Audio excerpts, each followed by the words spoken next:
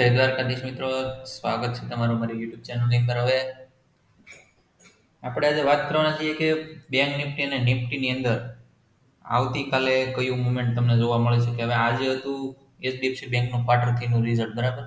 Result સમતોલ આવેલું છે, બહુ ખાસ કાંઈ રિઝલ્ટમાં હતું નહીં, પણ માર્કેટની અંદર સીન એવા બન્યા કે ઘણા લોકોનું કેપિટલ સવારથી બપોર સુધીમાં સાફ કરી નાખ્યું. એ કેવા મિત્રોનું કે જે કોઈ પણ મિત્રો માર્કેટની અંદર શાંતિ રાખી શકતા નથી. હવે આજની તમને માર્કેટની વાત કરું સૌથી પહેલા, તો નિફ્ટી 50 નો આ ચાર્ટ તમારે સામે ખુલ્લો છે. આ નિફ્ટી 50 નો 5 મિનિટની ટાઈમ ફ્રેમનો ચાર્ટ તમે જોવો ને, તો સવારમાં એવું બન્યું હતું માર્કેટની અંદર કે માર્કેટ 22 તારીખનું જે આ ઓપનિંગ છે, ગેપ અપ ઓપનિંગ થાય, પ્લસ એક કેન્ડલ ગ્રીન કલરની બનાવીને પછી આ એક જ રેન્જની અંદર માર્કેટને ફસાવી દીધું, બરાબર. સૌથી પહેલા હું જૂનું ડ્રોઈંગ બધું કાઢી નાખું આજના દિવસનું જે મેં કરેલું હતું.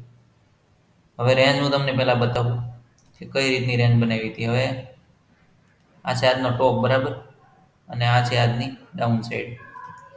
આ એક ડાઉન સાઈડ છે, આ ટોપ સાઈડ છે, બરાબર. આ કેન્ડલનો જે હાઈ છે રેડ કેન્ડલનો, ત્યાં સુધી માર્કેટ ઓપન થયેલું છે આ કેન્ડલમાં.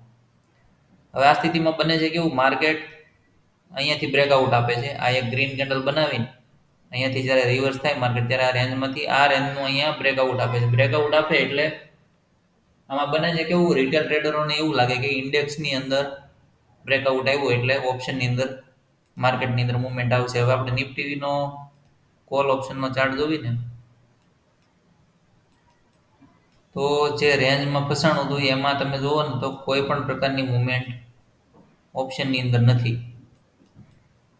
આજ માર્કેટ ઓપન થયેલું 22 તારીખનું, પછી આ જગ્યા ઉપર અહીંયા બ્રેકઆઉટ આવેલું નથી. હવે તમે નિફ્ટીનો આ જો ચાર્ટ જોઈશો ને તો તમે આ કેન્ડલમાં બ્રેકઆઉટ દેખાશે 10:45ની કેન્ડલમાં. અહીંયા 10:45ની કેન્ડલ જોશો ને તો અહીંયા કોઈ પણ પ્રકારનું બ્રેકઆઉટ નથી. હવે અહીંયાથી એને બ્રેકઆઉટ લેવું હોય ને તો 20 પોઈન્ટ બીજું ચડે ને ત્યારે અહીંયાથી બ્રેકઆઉટ આવે.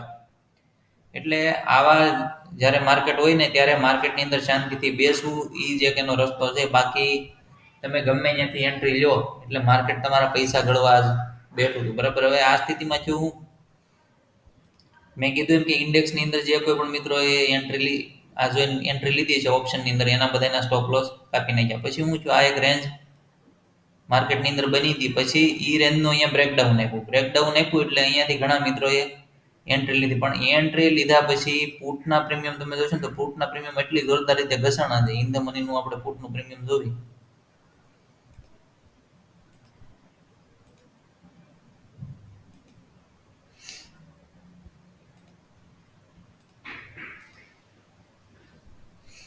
પુટનું પ્રીમિયમ તમે જો તો પુટનું પ્રીમિયમ એટલું ઘસાણું છે આજની તારીખમાં કે એની કોઈ સીમા નહીં, બરાબર. કેમ કે 20 પોઈન્ટની મુવમેન્ટ લેવી ને તો તમે કદાચ આ બ્રેકઆઉટથી એન્ટ્રી લો અથવા તો એના 5-10 પોઈન્ટ ઉપરથી એન્ટ્રી લો 170-80 આજુબાજુથી, 190 આજુબાજુથી, એટલે સીધું માર્કેટ ક્યાં આવે, 170 આજુબાજુ આવે. 190ની એન્ટ્રી હોય, તમારે 20 પોઈન્ટનો એસએલ હોય એટલે એસએલ કાપીને પછી ત્યાંથી માર્કેટ અપસાઇડની મુવમેન્ટ લે, બરાબર. ત્યાર પછી તમે અહીંયા 219 થી એન્ટ્રી લો એટલે સીધો તમારો 20 પોઈન્ટનો એસએલ હોય એટલે શું થાય, સીધું અહીંયાથી તમારો સ્ટોપ લોસ કાપી નાખે. એટલે આવી રીતે પુટના ઓપ્શનની અંદર મુવમેન્ટ હતી. એટલે કહેવાનો મારો મતલબ એવો છે કે તમે જો ઓપ્શનની અંદર એન્ટ્રી કરવા વિચારતા હોય તો 100 વખત વિચારીને ઓપ્શનની અંદર એન્ટ્રી લેવી. કેમ કે ઓપ્શન બાયરની વિરુદ્ધમાં તમામ ડેટા હોય છે.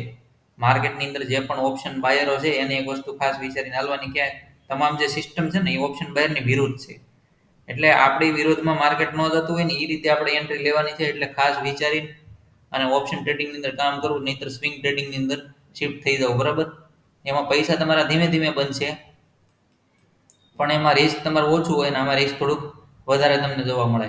હવે વાત કરવી આપણે આગળની, બરાબર. આ રેન્જમાં માર્કેટ ફસાઈ ગયું, પછી પુટની સાઈડ કોઈ મુવમેન્ટ નહોતી એટલે આ જગ્યાએ હું છું, માર્કેટે આજનો લો બ્રેક કરવાની ટ્રાય કરી. ગઈકાલનો જે લો હતો ને, આ ગઈકાલનો લો છે એને બ્રેક કરવાની ટ્રાય કરી હતી. એકવાર અહીંયા ટ્રાય કરેલી, પછી અહીંયાથી અપસાઇડ ગયું, બરાબર. પછી પાછું નીચે આવ્યું, પછી પાછું આ જગ્યા ઉપર ટ્રાય કરી, પણ આ જગ્યાએથી માર્કેટ શું થયું, રિવર્સ થઈ ગયું. રિવર્સ થઈ ગયા પછી આ જગ્યા ઉપર અપસાઇડની મુવમેન્ટ આવી, પણ ત્યાં તો માર્કેટની અંદર ટાઈમ પૂરો થવા આવ્યો હતો. એટલે માર્કેટની અંદર કોઈ ખાસ એવી મુવમેન્ટ આજ જોવા મળી નહોતી. અને આ જગ્યા ઉપર શું છે, હું કે આજનો જે હાઈ હતો એનું બ્રેકઆઉટ આપ્યું. અહીંયા તમે જોજો, આજનો જે હાઈ હતો ને એનું બ્રેકઆઉટ આપ્યું એટલે કઈ રીતે આપ્યું? 70% કેન્ડલ બ્રેકઆઉટની અંદર છે, બરાબર, અને 30% કેન્ડલ બહાર છે. એટલે આવું જ્યારે થતું હોય ત્યારે શું થાય કે તમારો સ્ટોપ લોસ અહીંથી મોટો થઈ જાય. તમે કદાચ અહીંયાથી એન્ટ્રી લો ઓપ્શનની અંદર, તમે જોજો કોલ ઓપ્શન છે, કોલ ઓપ્શનની અંદર તમે અહીંથી એન્ટ્રી લો 137, આ કેન્ડલનો લો નું તમે એસએલ રાખો એટલે કેટલો એસએલ થાય? 20 થી 22 પોઈન્ટનો એસએલ થાય. અને એ સ્થિતિમાં શું થયું? માર્કેટની અંદર કોઈ મુવમેન્ટ અપસાઇડની જોવા નથી મળી, બરાબર. એટલે આવું જ્યારે થતું હોય ને ત્યારે એન્ડ ઉપર માર્કેટની અંદર ક્યારેય એન્ટ્રી લેવી નહીં. એક ખાસ ધ્યાન રાખો. હવે આવતીકાલે માર્કેટની અંદર શું થાય ને એ એક આપણે જરાક જોઈ લઈએ, બરાબર. હેતુ આપણો એ છે કે માર્કેટની અંદર બધા લોકો શીખે અને માર્કેટને જાણે, પછી જ માર્કેટની અંદર ઉતરે. હવે આપણે અહીંયા એક વસ્તુ જોઈશું તો એક ટ્રેન્ડ લાઈન તમને અહીં જોવા મળશે. મોટી ટાઈમ ફ્રેમ કરી નાખો 30 મિનિટની, એટલે જરાક વધારે આઈડિયા આવે. ટોપથી તમે માર્ક કરશો ને આને, એટલે અહીંયા એક સૌથી પહેલા તો એક ટ્રેન્ડ લાઈન જોવા મળે છે. જે માર્કેટનું સ્ટ્રક્ચર ડાઉન સાઈડનું સ્ટ્રક્ચર છે અહીંયાથી તમને એક ટ્રેન્ડ લાઈન જોવા મળે, બરાબર. આને તમે સીધી ખેંચી લો તોય વાંધો નથી, અને અહીંયાથી રાખો તોય પણ વાંધો નથી. હવે આ સ્થિતિમાં બન્યું છે એવું,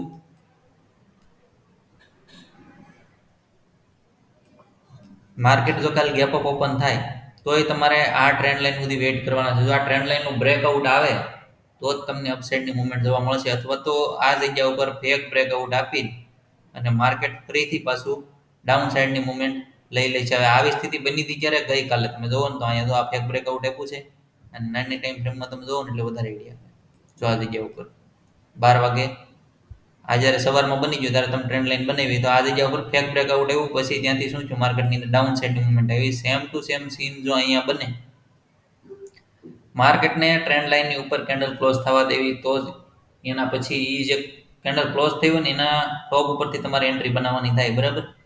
એટલે ગેપ અપ ઓપન થાય તો આ ટ્રેન્ડ લાઈન ઉપર ધ્યાન રાખવું. અને જો આજની રેન્જની અંદર જ ઓપન થાય માર્કેટ, આજની જે રેન્જ છે આ રેન્જની અંદર અહીંયા ક્યાંક ઓપન થાય છે, તો તમારે માર્કેટની અંદર બે વસ્તુ ધ્યાન રાખવાની છે. ડાઉન સાઈડ માટે તમારે આ સ્વિંગને બ્રેક થવા દેવું પડશે 22,978 ના લેવલનું, બરાબર. આ સ્વિંગનું જ્યારે બ્રેકડાઉન થશે ને એટલે માર્કેટની અંદર તમને ડાઉન સાઈડની મુવમેન્ટ જોવા મળશે. હવે એ ક્યાં સુધીની જોવા મળશે? તો 22,900 સુધીની તમને ડાઉન સાઈડની મુવમેન્ટ જોવા મળશે, ને ત્યાર પછી 22,777 સુધીનું તમને ડાઉન સાઈડનું લેવલ અહીંથી જોવા મળશે, બરોબર. અને અપસાઇડની વાત કરવી તો આપણે જ્યારે ટ્રેન્ડ લાઇનની વાત કરી, ટ્રેન્ડ લાઇનનું બ્રેકઆઉટ આવે તો તમને અપસાઇડની મુવમેન્ટ જોવા મળશે. એમાં તમારો પહેલો ટાર્ગેટ રહે ગઈકાલનું જે સ્વિંગ છે આવડું એક બ્રેકઆઉટ વાળું 23,422 સુધીનો પહેલો ટાર્ગેટ તમને જોવા મળશે, અને ત્યાર પછી 23,500 નો જે સાયકોલોજીકલ નંબર છે ત્યાં સુધી માર્કેટ જઈ શકે, બરાબર. પણ અપસાઇડ માટે એન્ટ્રી લેતા પહેલા 100 વખત વિચારો, કેમ કે માર્કેટનો ઓલ ઓવર મેજર ટ્રેન્ડ છે ડાઉન ટ્રેન્ડ. એટલે નિફ્ટીની અંદર તમારે આ એક વસ્તુનું ખાસ ધ્યાન રાખવાનું છે. જો આ રેન્જની અંદર ખુલે તો શાંતિથી બેસવાનું છે, અધરવાઇઝ જો આ રેન્જની ઉપરથી ખુલે તો આ ટ્રેન્ડ લાઇનનું ધ્યાન રાખવાનું છે. ડાઉન સાઈડ ખુલે તો 21 તારીખનું જે સ્વિંગ છે એનું બ્રેકઆઉટ થાય પછી તમારે પુટ સાઈડ એન્ટ્રી લેવાની છે. ત્યાં સુધી માર્કેટની અંદર કોઈ પણ જગ્યાએથી એન્ટ્રી બનાવવાની નથી, બરાબર. અને વાત કરીએ બેંક નિફ્ટીની, બેંક નિફ્ટીમાં ખાસું એવું મોમેન્ટમ આજ જોવા મળ્યું, બરાબર. આ ટ્રેન્ડ લાઇનનું બ્રેકઆઉટ આવ્યા પછી અહીંયાથી અપસાઇડની મુવમેન્ટ એક જોવા મળી હતી, પણ નિફ્ટી સાથ આપતી નહોતી, એટલે કોઈ પણ જગ્યાએથી એન્ટ્રી પ્લાન આજે આપણે કરેલી નથી. ટેલિગ્રામ ચેનલ અંદર બે જે પોસ્ટ મૂકેલી છે એમાં આપણને નાના નાના ટાર્ગેટ જોવા મળેલા છે, કોઈ મોટા ટાર્ગેટ આપણા હાથમાં આવ્યા નથી. એટલે આવા માર્કેટની અંદર શાંતિથી બેહી અને માર્કેટને જોયા કરવું, માર્કેટનો બિહેવ જાણવો એ એક ખાસ મહત્વનું છે. આ જગ્યા ઉપર એવું બન્યું છે, માર્કેટે આજનો જે ટોપ હતો એનું બ્રેકઆઉટ આપ્યું એટલે અહીંયા શું થયું? માર્કેટ ઘૂંટાઈ ગયું, બરાબર. અને ડાઉન સાઈડ માટે જ્યારે અહીંથી એન્ટ્રી થઈ તો પુટ સાઈડમાં ખાસું એવું મોમેન્ટમ બેંક નિફ્ટીની અંદર હતું, પણ આપણો ફોકસ, આપણું જે મેજર ઇન્ડેક્સ છે એ છે નિફ્ટી, બરાબર. એટલે આપણે નિફ્ટીની ઉપર વધારે ધ્યાન આપીએ છીએ, કેમ કે બેંક નિફ્ટીના ઓપ્શનના પ્રીમિયમ તમે જોવો તો ઇન ધ મનીના ઓપ્શન 700-800 રૂપિયાના ભાવના ઓપ્શન છે, બરાબર. એટલે એની અંદર ટ્રેડ કરવું થોડુંક વધારે અઘરું છે. અઘરા કરતા એની અંદર સ્ટોપ લોસ તમે કેટલા પોઈન્ટનો મૂકો પહેલા તો તમારે એ વિચારવું પડે. 700-800 રૂપિયાના ભાવનો ઓપ્શન તમે લીધો હોય એમાં તમે 30 પોઈન્ટનો સ્ટોપ લોસ મૂકો એટલે પોસિબલ નથી કે એ તમે સ્ટોપ લોસને સેટ કરી એવો, કેમ કે એ સ્ટોપ લોસ તમારો એક જ મોમેન્ટની અંદર કાપી લે 30 પોઈન્ટનો જો સ્ટોપ લોસ હોય ને તો. એટલે માર્કેટની અંદર જો બેંક નિફ્ટીની અંદર તમે જોવો ને તો સૌથી પહેલા તમારે ગેપ અપ ઓપન થાય છે માર્કેટ, તો તમારે સૌથી પહેલો ટાર્ગેટ તમને જોવા મળશે 48,962, ત્યાર પછી જોવા મળશે 49,278, બરોબર. અને ત્યાર પછી જો ત્રીજો ટાર્ગેટ આવે તો એ આવશે આજે એક ઝોન બનાવેલો છે ત્યાં સુધીનો, કેમ કે એ ઝોનથી વારે વારે માર્કેટની અંદર સેલિંગ જોવા મળે છે, એટલે એ એક વસ્તુનું ખાસ ધ્યાન રાખવું. 49,500 થી 49,600 સુધીનો એક ઝોન છે, ત્યાંથી માર્કેટ રિવર્સ થવાના ચાન્સ વધી જાય છે. અને ડાઉન સાઈડ માટેની જો મુવમેન્ટ તમે ગોતતા હો તો ડાઉન સાઈડનું આપણું સ્વિંગ છે હાલમાં અહીંયાનું આજના દિવસનું 48,397 આજુબાજુનું, 48,400 આજુબાજુનું ઈ સ્વિંગની બ્રેકડાઉન થઈને નીચેથી ખુલે છે માર્કેટ, તો તમને સૌથી પહેલો ટાર્ગેટ જોવા મળશે આજનો જે લો સાઈડનો ભાગ છે 48,000 સુધીનો, અને ત્યાંથી તમને 48,000નો સાયકોલોજીકલ નંબર પણ જોવા મળી શકે, બરાબર. એટલે માર્કેટની અંદર એક્સપેક્ટેશન સાથે વધારે કામ ન કરવું. માર્કેટની કેન્ડલ શું કહે છે એના માટે તમારે ખાસ